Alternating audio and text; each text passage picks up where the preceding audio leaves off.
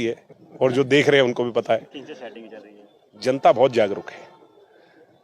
अभय सिंह चौटाला अपनी टिकटों का बंटवारा, गठबंधन का फैसला ये दिल्ली की बीजेपी की टॉप लीडरशिप के यहाँ पे करते हैं। तो मुझे इससे ज्यादा कुछ नहीं कहना। सब चुनाव लड़े, जनता सब जानती है। आपके चाचा कह रहे हैं कि दिग्विजय तो हार की दुकान है। कोई बात नहीं, मैं मेरे चाचा के खिलाफ फिर भी कुछ नहीं कहूंगा। मेरे चाचा, मैं जैसा कह रहा था कि आजकल रात को बेड पे 3 फुट हवा में सोते हैं।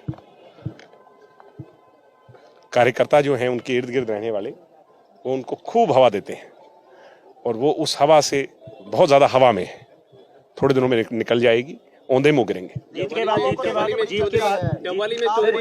भागीदारी किनसे रहेगी? हाँ जी, जीत के बाद भागीदारी किनसे रहेगी? ये भागीदारी की बात ही क्यों होती है? भागीदारी हमारी रहेगी, सबकी, किसान और कमेरे की रहेगी। बार बार ये क्यों? ये बीजेपी कल की पार्टी है, हरियाणा में पहली बार सत्ता में आई है। आप यही बात क्यों कहने लग गए कि बीजेपी के साथ जाएंगे या नहीं जाएंगे? ये तो आप लोग इनसे पूछा करते थे कि उस समय पे लोकदल के साथ जाएंगे या नहीं जाएंगे। 10 साल में इनका कोई आधार नहीं है। सिर्फ मोदी जी के नाम पर राष्ट्रीय स्तर पर ये लोग जीत करके आए। अब पता चल जाएगा हरियाणा में वही 5-7 सीटों तक सीमित हो जाएंगे।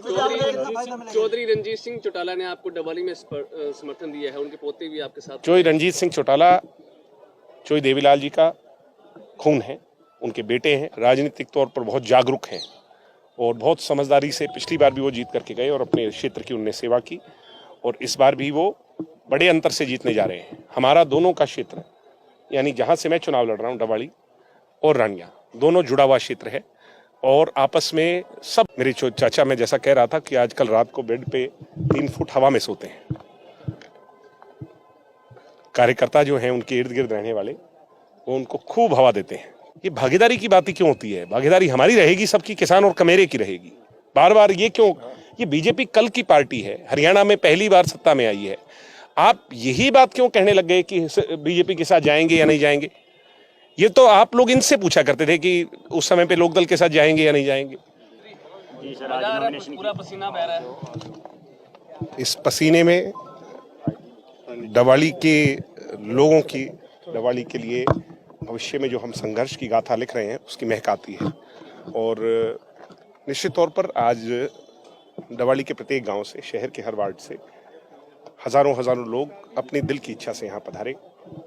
सभी रिकॉर्ड टूट गए।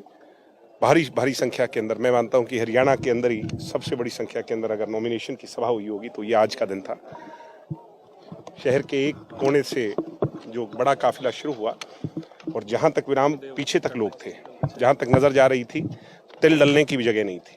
ये गवाह है इस बात का कि डवाली हम भारी अंतर से जीत रहे हैं। किन मुद्दों पर चुनाव लड़ रहे हैं? मुद्दा है कि किसान के खेत में खरीफ चैनल के माध्यम से पानी लेकर के आना, डवाली के कोने कोने तक पानी को पहुंचाना। मुद्दा है कि नशे का खात्मा करना। मुद्दा है कि एजुकेशन, लाइब्रेरीज बनवाना, स्पोर्ट्स में अव्वल डवाली को लेकर के जाना, गरीब लोगों के सिर पर छत हो, उनको मकान और उनकी रजिस्ट्री मिले।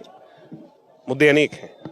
सबसे बड़ा मुद्दा है कि चंडीगढ़ की विधानसभा के अंदर 90 लोगों में डवाली की आवाज मजबूती से गूंजे, जो पिछले 5 सालों में कमजोर नजर आई है। बीजेपी ने कुछ हलकों में अपने जो कैंडिडेट हैं वो कमजोर उतारे हैं। हाँ जी, बीजेपी ने कुछ कैंडिडेट हैं। अच्छा, हो गया ना?